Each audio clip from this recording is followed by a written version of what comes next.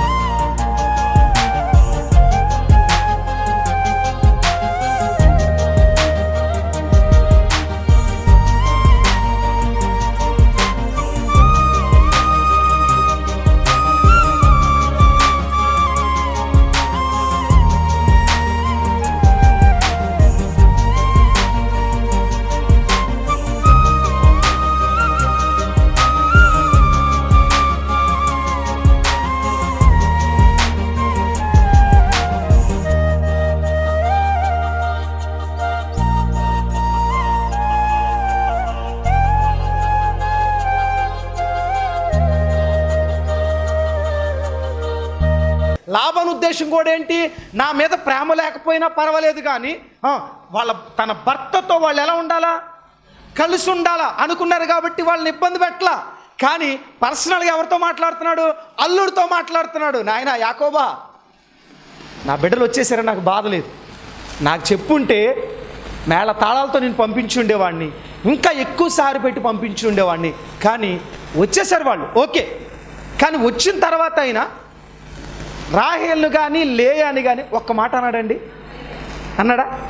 ఒక్క మాట అనలా. ఏమ్మా ఇలా చేశారేంటి, నాకే చెప్పుంటే నేను పంపించి ఉండేది, అల్లుడు గారు అంటే చెప్పలా, మీరేని చెప్పు ఉండాలి కదా అన్నాడా? యాకోబుని గద్దించాడు కానీ బిడ్డలు మాత్రం ఏమనలా. సరికదా, పర్సనల్గా యాకోబుని పిలిచి ఏమంటున్నాడంటే, రేపు నుంచి నువ్వు నేను ఎడంగెళ్ళిపోతాం, నువ్వేంటో నాకు తెలీదు, నేనేంటో నీకు తెలీదు, ఫోన్లు లేవు, లెటర్స్ లేవు, కలుసుకునే విధానం లేదు, ఎక్కడున్నారో కూడా తెలీదు, వెతుక్కుంటూ వెళ్దామన్నా తెలుస్తుందా, తెలీదు. కాబట్టి నా బిడ్డలు ఏమైపోతారనే ఆందోళన ఎవరిలోకి వచ్చింది అంటున్నాడు. నా కుమార్తెలు నువ్వు బాధ పెట్టినా ఏమన్నాడండి, అంటే వాళ్ళని బాధ పెడితే ఎవరు తట్టుకోలేరు, లాభం తట్టుకోలేరు. ఎంత ప్రేమ ఉందండి. ఆ ప్రేమ బిడ్డలకు అర్థం కాల. ఎవరికి అర్థం కాల? బిడ్డలకు అర్థం కాల. లేయాని అంత చక్కగా ఇచ్చి పెళ్లి చేశాడు కదా, వెళ్ళేటప్పుడు ఓన్లీ మా ఆయన ఇలా చెప్పాడు, కనీసం తండ్రికి ఒక మాట చెప్దామనే జ్ఞానం లేయలకోనే వచ్చిందా, కొన్ని రాహేల్కి వచ్చిందా? ఇద్దరిలో లేదు.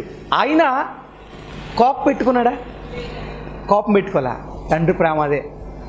చాలామంది ఏమన్నా తెలుసా, పెళ్లి చేసేసుకుని వెళ్ళిపోతే కొంతకాలం తర్వాత వాళ్ళ కోపం చల్లారిపోతుంది. చల్లారదు ఎందుకో తెలుసా, నువ్వు తప్పు చేసినా, తండ్రిని బాధ పెట్టినా, తండ్రి పరువు తీసేసినా, తండ్రి ఏమనుకుంటాడు తెలుసా, ఒకవేళ మళ్ళీ వాళ్ళ దగ్గరికి వస్తేనే బాగుంటుంది. ఎందుకో తెలుసా, దూరంగా ఉంటే వాళ్ళ భవిష్యత్తు ఎలా ఉంటుందో, దగ్గరగా ఉంటే అతను మందలించవచ్చు, ఏదైనా తప్పు చేస్తే ఇద్దరులో ఏదైనా పొరపాట్లను నేను సరిచేయచ్చు అనే ఆలోచన ఎవరిలో ఉంటుంది?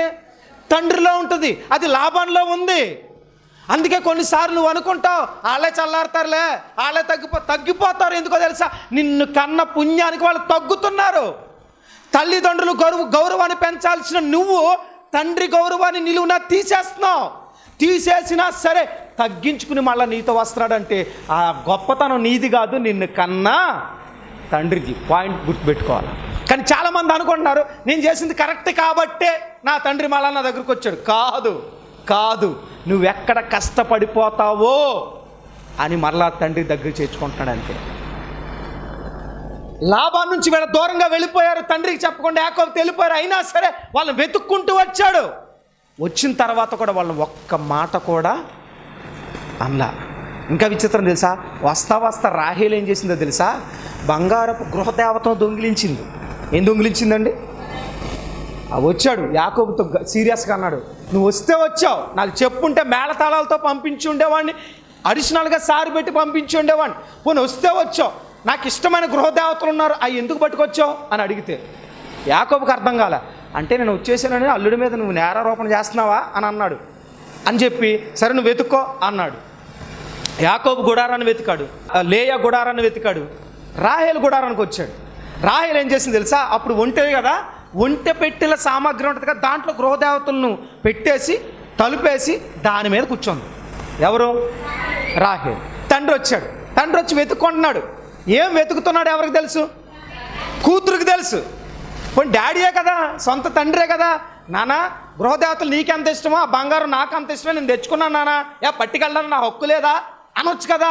అనలా, దొంగతనం చేసి పెట్టిలో పెట్టుకుని పెట్టి మీద కూర్చోంది, ఎత్తుక్కుంటూ వస్తున్నాడు. వచ్చేసరికి ఏమంటుందో తెలుసా ఆమె, నేను కడగా ఉన్నాను, అంటే డేట్లో ఉన్నాను, దయచేసి మీ ముందు నేను నిలబడలేను అని అంది. నిలబడితే దొంగతనం బయటపడుద్ది. చూడండి, తండ్రే కదా అర్థం చేసుకుని ఏం చేశాడండి, అంటే నా కూతురు కడగా ఉంది, ఆమె నేనేం చేయకూడదు, ఇబ్బంది పెట్టకూడదు. అంటే కడగా ఉన్నానని కూడా అబద్ధం చెప్తారా? కొంతమంది చెప్తారు. రాహేల్ ఏం చేసింది, చెప్పింది. వాళ్ళ అవసరానికి కొన్నిసార్లు కడగా ఉన్నామని అబద్ధం చెప్పడం కూడా నేరమా కాదా? నేరమే. కొన్ని సందర్భాల్లో వీళ్ళు ఇది కూడా వంక పెట్టుకుని కొన్ని పొరపాట్లు చేస్తూ ఉంటారు కుటుంబాల్లో. నిజమా కాదా? నిజమా కాదా? కొన్ని పనులు తప్పించుకోవడం కోసం అందరూ నేను చెప్పట్లా, కానీ ఇక్కడ రాహేల్ ఏం చేసింది, అయినా సరే లాబాను ఎక్కడైనా అయినా పర్లా నువ్వులే అన్నాడా? పోతే పోనీ పట్టుకెళ్తే ఇల్లే కదా నా కూతురు అనుకుని వెళ్ళిపోయాడు తప్ప కూతురిని నువ్వులే అని గద్దించాడా? గద్దించా. తండ్రి ప్రేమ. అరే మా నాన్న నేను చీట్ చేయడం ఏంటి అనుకుందండి? అనుకోలే. ఈరోజు చాలామంది పిల్లలు ఇలాగే ఉంటున్నారు. ఎంత ప్రేమగా చూసినా తండ్రి పాకెట్లోంచి డబ్బులు దొంగిలించడం, తండ్రి జేబులోంచి డబ్బులు దొంగిలించడం చేయట్లేదు. కొంతమంది ఆలోచించుంటారు, తండ్రి అడిగి తీసుకునే హక్కు కూతురుగా కొడుగ్గా నీకుందే.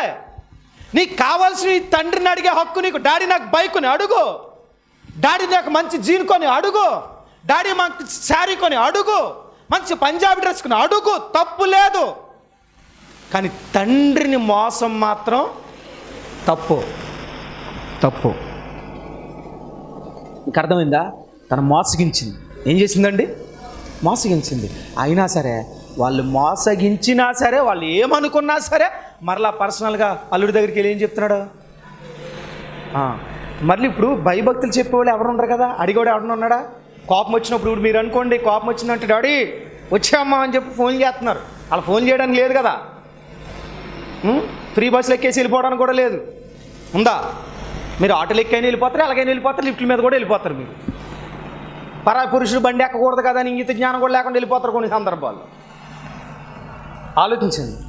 కానీ వీళ్ళకి ఆ ఛాన్స్ లేదు. అందుకనే యాకోబు దగ్గరికి వచ్చి ఏమన్నాడంటే, ఆయన నా కుమార్తెలను నీవు బాధ పెట్టినా ఎవరు సాక్షి? అంటే నేనున్నానని భయం లేకపోయినా నువ్వు ఒక దేవుడిని నమ్ముతున్నావు కదా, ఆ దేవుడు చూస్తాడనే భయం మాత్రం ఉంచుకో. వాళ్ళ బాధ పెట్టావా, సాక్షి ఎవరో? దేవుడే సాక్షి. అంటే దేవుడు అనే భయాన్ని ఎవరికి చెప్తున్నాడు? ఎందుకంటే నువ్వు దేవుడిని ఎలాగ నమ్ముతున్నావు కదా, నాకు భయపడపని ఎవరికి భయపడతావు? దేవుడికి భయపడతావు కదా. సో ఖచ్చితంగా నా కూతురుని బాధ పెట్టిన. రెండోది, నువ్వు ఇతర స్త్రీలను పెళ్లి చేసుకున్నా అన్నాడు. అంటే ఈ మాటలో ఎంత లోతైన అర్థం దాగుందో తెలుసా? అంటే నా కుమార్తెలను కాదని నువ్వు పిచ్చి పిచ్చి వేషాలు వేసినా సరే ఎవరు సాక్షి? ఎందుకని? మరి ఆ దినాల్లో బహుభార్యత్వం ఉంది కదా, బహుభార్యత్వం ఉంది. ఒక పురుషుడు ఎంతమందినైనా చేసుకునే ఆ పరిస్థితులు ఆనాటి యూదుల్లో ఉన్నాయి. కానీ తండ్రికి ఎత్తనేం చెప్తున్నాడు? అవి మాత్రం వద్దు నాయనా, నువ్వు గనక ఒకవేళ అలా చేసుకుంటే ఎవరు సాక్షి? ఎవరు సాక్షి? అర్థమైందా? ఇప్పుడు డైరెక్ట్గా చేసుకోవట్లేదు, కానీ ఇండైరెక్ట్గా సెకండ్ సెటప్లు పెడుతున్నారు. ఇప్పుడు పెట్టట్లేదా? గట్టిగా చెప్పండి. కొంతమంది పెట్టొచ్చా, పెట్టకూడదు. అర్థమైందా? ఎందుకని? నువ్వు చేసుకున్న భార్యను నువ్వు వేధించడం వాక్యానుసారం కాదు. అర్థమైందా? కాబట్టి ఇతను చెప్తున్నాడు, దేవుడే నీకు నాకు సాక్షి. అంటే తన బిడ్డల భవిష్యత్తు గురించి ఎవరు ఆలోచిస్తున్నారు? గుర్తుపెట్టుకోండి, నువ్వు అబ్బాయి అయినా అమ్మాయి అయినా నీ గురించి ఆలోచించే తండ్రి ఒక ఆయన ఉన్నాడు. కానీ ఆ తండ్రి ప్రేమ చాలామందికి ఎలా కనిపిస్తుంది తెలుసా? చులకనగా కనిపిస్తుందండి. ఎలా కనిపిస్తుంది? చులకనగా కనిపిస్తుంది. ఎందుకని? మనకి ఒక విషయాన్ని మంచి యవ్వన కాలంలో ఉన్నప్పుడు మంచి చెప్తే ఆ మనిషిని ఎలా చూస్తారండి? చాదస్తంగా, ఈయనంటే నచ్చబెడుతున్నాడు అనుకుంటారు అనుకోరా? నచ్చగా ఫీల్ అవుతారు. అంటే మంచి కూడా ఎవరికి నచ్చట్లే ఈరోజు పిల్లలకి నచ్చట్లే. ఆలోచించండి, నీకు ఫుడ్ పెట్టేది తండ్రి, నీకు బట్టలు కొనిచ్చేది తండ్రి, నీ స్కూల్ ఫీజులు కట్టేది తండ్రి, నువ్వు స్కూల్కి నడిపించేది తండ్రి. బాగా ఆలోచించండి, తల్లి గోరు ముద్దలు పెడుతుంది కదండి, కానీ బిడ్డలు ఎప్పుడైనా సరే ఇక్కడికి ఎవరు ఎక్కించుకుంటారు చెప్పండి, అవునా కాదా? ఇప్పుడు మా 3 పిల్లల్ని ఎక్కించుకొని తిప్పుతాను నేను. ఓ పక్కన బబ్బులు, ఓ పక్కన నిస్సి, మళ్ళీ 3వ క్యాండిడేట్ ఉంది కదా, వీళ్ళిద్దరిని పైన ఎక్కించుకుంటే ఆవిడ ఊరుకోదు, మామూలుగా కాదు. కోపం వచ్చిందంటే 10 నిమిషాలు నాతో మాట్లాడరు మళ్ళా, అంత కోపం. వీళ్ళది అంత లేదు. అంటే ఆ ఉద్దేశం ఏంటి? ఇంకా విచిత్రం తెలుసా, వాళ్ళిద్దరిని కనుక పైన ఎక్కించుకున్నాను అనుకోండి, కాలు పెట్టి కిందకి లాగేద్దు, అంత రాకాసి పిల్ల. అంటే మా డాడీ భుజాలు ఎక్కితే ఎవరు ఎక్కాలా? నేనే ఎక్కాలా, మీరు దిగండి రా అంటది చిన్నపిల్ల. ఇడు ముందు వచ్చారా ఆ ముందు వచ్చింది తెలీదు, వాళ్ళు లాగేస్తుంది. ఒకవేళ పట్టుకుని గుర్రం ఎక్కించుకుంటా, గుర్రం ఎక్కారనుకోండి వాళ్ళని పట్టుకుని లాగేస్తుంది. అందుకే నేనేం చేస్తానంటే 3 ఎక్కించుకుంటా, ఈ భుజం మీద ఒకరు, ఈ భుజం మీద ఒకరు, ఇంకొకరినేమో ఇలా ఎత్తుకుంటాను. బాగా ఆలోచించండి, ఒక తల్లి ఆ పని చేయగలరా? చేయలేదు. కానీ ఒక తండ్రి ఆ పని చేస్తాడు. నాకు భారం అనిపించదు, ఇబ్బంది అనిపించదు, బలహీనతగా ఉన్నా, స్ట్రెస్లో ఉన్నా, కొన్నిసార్లు నిద్రలేమితనంతో ఉండి బలహీనతగా ఉన్నా సరే వాళ్ళు వచ్చి అడుగుతూ ఉంటారు, డాడీ గుర్రం ఎక్కించుకోవా అని అడుగుతారు. మా బొబ్బులు అడుగుతాడు, నిస్సి అడుగుతాడు. అలా అడిగినప్పుడు మన మనసు, ఒక తండ్రి మనసు ఎలా ఉంటుంది? మంచి తండ్రి మనసు ఖచ్చితంగా ఎలా ఉంటుంది? నా బలహీనత కంటే నా బిడ్డల సంతోషమే. అప్పుడు ఏం చేస్తుంది తెలుసా? ఇమ్మీడియట్గా ఎక్కించుకుని బయటికి దిగుతా. బాగా ఆలోచించండి, అలా పైకి ఎక్కించుకున్నప్పుడు వాళ్ళ మొహంలో ఉన్నది ఆ సంతోషం ఉంటుందే, ఆ సంతోషం కోసం ఎదురు చూస్తారు ఒక తండ్రి. నేను వాళ్ళు ఎక్కించినప్పుడు ఆ పైకి ఎక్కి వాళ్ళు ఎంత సంబరపడిపోతారంటే, మీ అందరికీ అనుభవాలు ఉంటాయి డెఫినెట్గా. ఆ పైకి ఎక్కినప్పుడు అండి వాళ్ళు బయట గోడ అవతల ఉన్న వాళ్ళు చూసి వాళ్ళు బయట వాళ్ళు ఎక్కిరిస్తూ ఉంటారు, మా డాడీ గుర్రం ఎక్కాను నేనని చెప్పి. అంటే ఆ టైంలో వాళ్ళ ఫేస్లో ఆ ఎక్స్ప్రెషన్, ఆ సంతోషం నా బాధని, నా బలహీనతను ఏం చేస్తుంది? తీసేస్తుంది. అంటే నేను బలహీనతగా ఉన్నా పర్లే, భారంగా ఉన్నా పర్లే, టైం లేకపోయినా పర్లే, కానీ నా బిడ్డల మొహంలో నేనేం చూడాలనుకుంటా? సంతోషాన్ని చూడాలనుకుంటా. అందుకే బయటికి తిప్పుతా, గుర్రం ఎక్కించుకుంటా, బలహీనతలో ఉంటే ఆడుకుంటా. కొన్నిసార్లు చాలా చికాకులో ఉంటాను, ఉన్నప్పుడు వచ్చి ఏమంటా తెలుసా? డాడీ దొంగాట ఆడుకుందామని అంటారు. అంటే ఏంటి తెలుసా? వాళ్ళు వెళ్ళి మంచ కింద దాక్కుంటారు, బీరో వెనకాల దాక్కుంటారు. అక్కడ దాక్కుంటే ఇప్పుడు నేను వచ్చి పట్టుకోవాలా?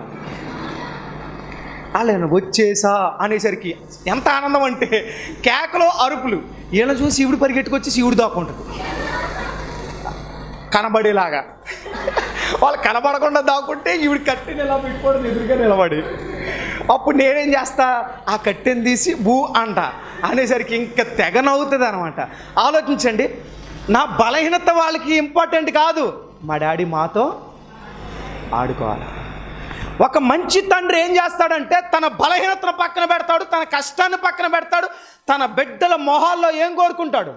సంతోషాన్ని కోరుకుంటాడు, దానికోసం ఏదైనా చేయాలనుకుంటాడు. ఒక తండ్రి ఎందుకు రెక్కల ముక్కలు చేసుకుని కష్టపడతాడు తెలుసా? తన బిడ్డల భవిష్యత్తును తీర్చిదిద్దడానికి, వాళ్ళకి ఏం కావాలన్నా సమకూర్చడానికి ఇష్టపడతాడు. ఎవరు? ఒక తండ్రి. అది తండ్రి ప్రేమ అంటే. మీకు అర్థమవుతుందా? కానీ కొంతమందికి అది అర్థము కాదు. నేను మళ్ళీ చెప్తున్నాను, ఏ తండ్రి అయినా ఈ వాక్యం ఉన్నప్పుడు గుర్తుపెట్టుకోవాల్సిన విషయం ఏంటంటే, నువ్వు నీ బిడ్డలను ఏం చేయాలి? ఖచ్చితంగా ప్రేమించాలా, సంతోషపెట్టాలా. నువ్వు నీ బిడ్డల సంతోషాన్ని చిన్నతనంలో చూడకపోతే పెద్ద ఎదిగిన తర్వాత, వయసు వచ్చిన తర్వాత నిన్ను సంతోషపెట్టే బిడ్డలుగా వాళ్ళు ఉండరు. ఏమంటారు తెలుసా? చిన్నప్పుడు మమ్మల్ని చూశాడు వీడు అంటారనరా? నీ బిడ్డలు నువ్వు చిన్న వయసులో పట్టించుకోకపోతే యుక్త వయసు వచ్చిన తర్వాత నేను ఎలా పట్టించుకుంటారు అనుకుంటున్నావు? వాళ్ళు చెప్పగలిగే యుక్త వయసు వచ్చిన తర్వాత మా డాడీ మమ్మల్ని బాగా చూస్తారని, బాగా చూస్తారని. మీకు అర్థమవుతుందా? చాలా సందర్భాల్లో మామూలుగానే అబ్బాయి కనుక పాస్టర్ అమ్మగారు అంటే తల్లి మీద ప్రేమ ఎక్కువ ఉంటుంది. ఒకసారి వాళ్ళ అమ్మమ్మ అడిగారంట, ఏమని? అరే నీకు నేను కావాలా మీ నాన్నమ్మ కావాలా అని అడిగితే ఇద్దరు కావాలన్నాడంట.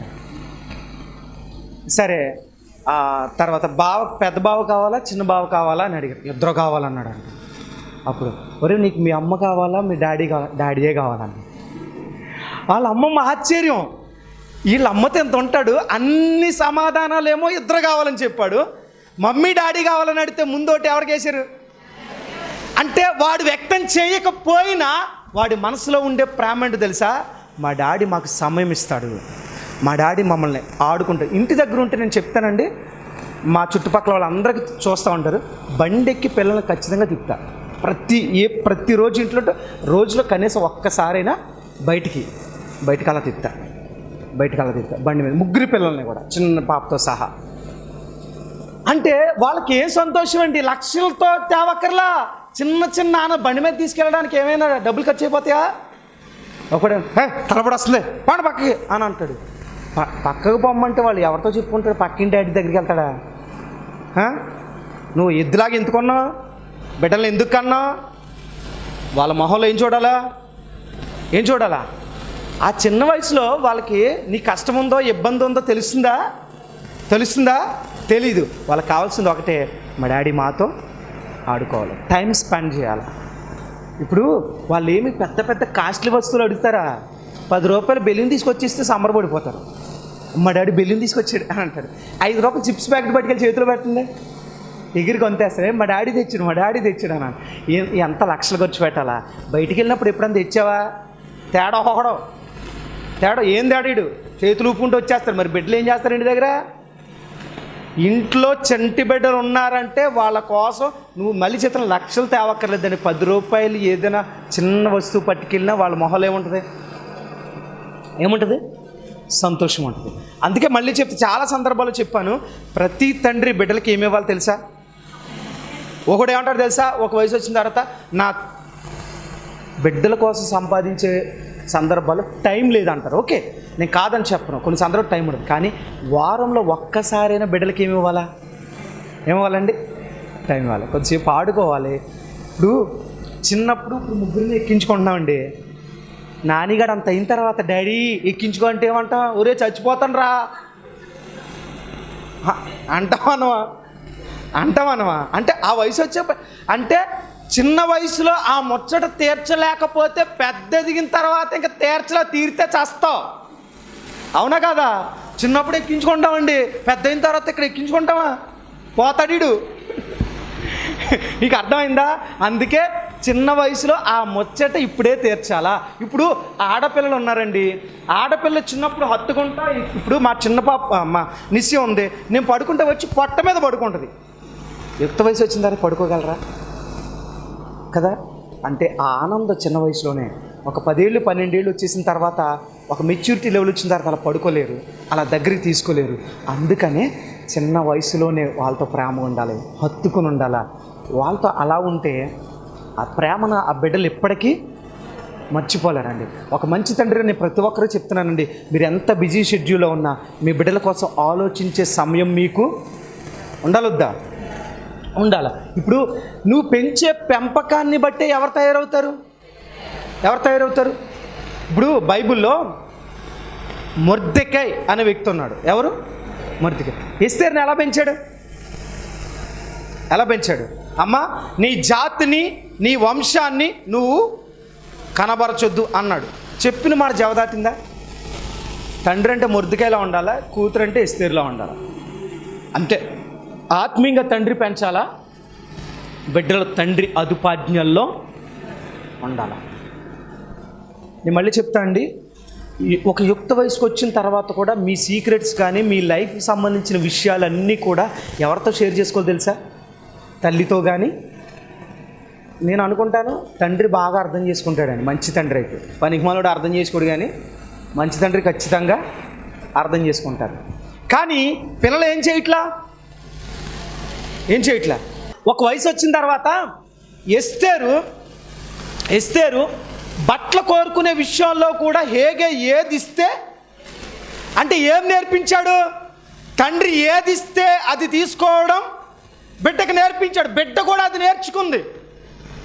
2, పద్ధతిగా ఎలా ఉండాలో కూడా ఎవరు నేర్పించాడు? మొర్దెకై నేర్పించాడు. ఎవరు నేర్పించాడండి? పెంచిన తండ్రే. కానీ తన పద్ధతి ఎలా ఉండాలో, డ్రెస్సింగ్ సెన్స్ ఎలా ఉండాలో, వస్త్రాలంకరణ ఎలా ఉండాలో ఖచ్చితంగా సిగ్గు విడిచిపెట్టక చెప్పుంటాడు మొర్దెకై. ఈరోజు నాకు చాలామంది అంటున్నారు, ఆడపిల్ల కదండి తన డ్రెస్సింగ్ సెన్స్ గురించి నేనేం చెప్పను. చెప్పాలా. యుక్త వయసు వచ్చిన తర్వాత నీ బిడ్డతో మనసు విప్పి నువ్వు మాట్లాడాలా. అమ్మా నీ డ్రెస్సింగ్ సెన్స్ ఇలా ఉండాలా, ఇలా కప్పుకోవాలా, ఇలాంటి వస్త్రాలు ధరించాలా, ఇలా చూపులు ఉండాలా, ఇలా మాటలు ఉండాలా, కాలేజీకి వెళ్ళినప్పుడు ఎలా ఉండాలా, చదువుకునేటప్పుడు ఎలా ఉండాలా, ట్యూషన్కి వెళ్ళినప్పుడు ఎలా ఉండాలా, మందిరానికి వెళ్ళినప్పుడు ఎలా ఉండాలని ఖచ్చితంగా తండ్రి తన బిడ్డతో షేర్ చేసుకోవాలా. కొంతమంది అంటారు ఆడపిల్ల కదండి ఇలాంటివి నేను చెప్పాలి. యుక్త వయసు వచ్చిన తర్వాత ఆమె శరీరంలో మార్పులు వస్తాయి, అబ్బాయి శరీరంలో మార్పులు వస్తాయి. వాడు ఎలా ఉండాలో పద్ధతిగా ఎలా పెరగాలో, అమ్మాయిలతో ఎలా ఉండాలో, బయటికి వెళ్ళినప్పుడు కామెంట్ చేయకుండా ఎలా వాళ్ళు ఉండాలో, తండ్రికి ఎలాంటి పేరు తేవాలో, ఇలా ఉండాలరా అని చెప్పి అవన్నీ ఎవరు చెప్పాలా? తండ్రి చెప్పాలా, తల్లే కాదు. ఎందుకో తెలుసా? తల్లి చెప్పింది ఒకలా ఉంటుంది, తండ్రి చెప్పేది ఒకలా ఉంటుంది. తల్లి చెప్పింది ఈజీగా తీసుకుంటారు, కానీ తండ్రి చెప్పేది మాత్రం మా నాన్న చెప్పట్లేదు అని అంటే ఇది కరెక్టేనేమో అనుకుంటారు. నువ్వు చెప్పాలా. పరపురుషులతో మాట్లాడకూడదమ్మా, ఒంటరిగా చీకట్లో మాట్లాడకూడదమ్మా, అడ్డమైన చాటింగ్లు చేయకూడదమ్మా, అడ్డమైన ఫోన్లు మాట్లాడకూడదు. నువ్వు ఫోన్ ఇచ్చావా, ఆ ఫోన్ నువ్వు చెక్ చేయి. కొంతమంది తండ్రులు ఈ పని చేయరు. పిల్లలు ఎందుకు పాడైపోకుండా ఉంటారు? పిల్లల మీద కేర్ తీసుకునే ఏ తండ్రి అయినా సరే యుక్త వయసు వచ్చిన తర్వాత అబ్బాయినైనా అమ్మాయినైనా వాడు ఫోన్ చెక్ చేయాలా. వాడు ఏం చేస్తున్నాడో, ఎలా ఉండాలో అవన్నీ కూడా ఇన్స్ట్రక్షన్స్ ఎవరివ్వాలా? మళ్ళీ చెప్తున్నా అండి, వాళ్ళ ప్రాముఖ్యంగా చెప్తున్నాను. నేను అనుకుంటాను ఒకవేళ ఎస్తేరు వస్త్రధరణ చూసిన వారందరికీ ఏం పుట్టిందండి? ఇప్పుడు ఎస్తేరు శోషణ కోటలోకి వెళ్ళింది, హేగే చూశాడు. ఫస్ట్ ఎవరు చూశారు? హేగే చూసినంటే హేగేకి ఏం పుట్టింది? దయ్య పుట్టేలా ఏముంది ఆమెలో? ఆమె వస్త్ర అలంకరణ. ఏం చెప్పండి? 2, ఆమె ముఖంలో ఉన్న ఆ తగ్గింపు తత్వం. ఏంటది? అంటే నీ కుమార్తె ముఖంలో తగ్గింపు తత్వం ఎలా ఉండాలో కూడా నువ్వు చెప్పాలా. ఒకళ్ళు పొగర పట్టినట్టు మొహం చూస్తే తెలిసిపోద్ది కదా, తెలిసిందో తెలీదా? వాళ్ళ మొహం చూస్తే అర్థమవుతుంది వీళ్ళకి చాలా బలుపు ఎక్కువరా, తెలిసిందో తెలీదా? అంటే నీ ముఖ కవళికలు కూడా నువ్వు చెప్పాలా. ఇప్పుడు ఒక అమ్మాయి విషయంలో కానీ అబ్బాయి విషయంలో కానీ ఇవన్నీ తండ్రి చెప్తే తీసుకోరా? తీసుకున్నా తీసుకోకపోయినా ఏదో ఒక టైంలో ఖచ్చితంగా వాడు మైండ్లో అది ఉండదు. ఇన్ఫ్లుయెన్స్ అవుతారండి ఖచ్చితంగా. కానీ ఏం చేయట్లే, వీడికి టైం ఉండదు చెప్పడానికే. నా టైం ఎక్కడ ఉంది, ఏనుండి మీ అమ్మకి చెప్పు అని వెళ్ళిపోతాడు వీడు. మరి వాళ్ళు పాడవరా? రేపు పొద్దున్నే ఆవిడప్పుడు తీసుకొచ్చి డాడీ లవ్ చేశాను డాడీ అని జెండా చెప్పండి. అర్థమైందా? వెళ్ళిపోయిన తర్వాత ఏం చేస్తారు? తండ్రి వదులుకోగలడా? వదలలేడండి. నేను మళ్ళీ చెప్తున్నా, ప్రేమ వివాహం చేసుకుని వెళ్ళిపోయిన తర్వాత ఏ తండ్రి వదలడో, కొంతకాలం తర్వాత చేర తీసుకుంటాడు, దీంట్లో డౌట్ లేదు.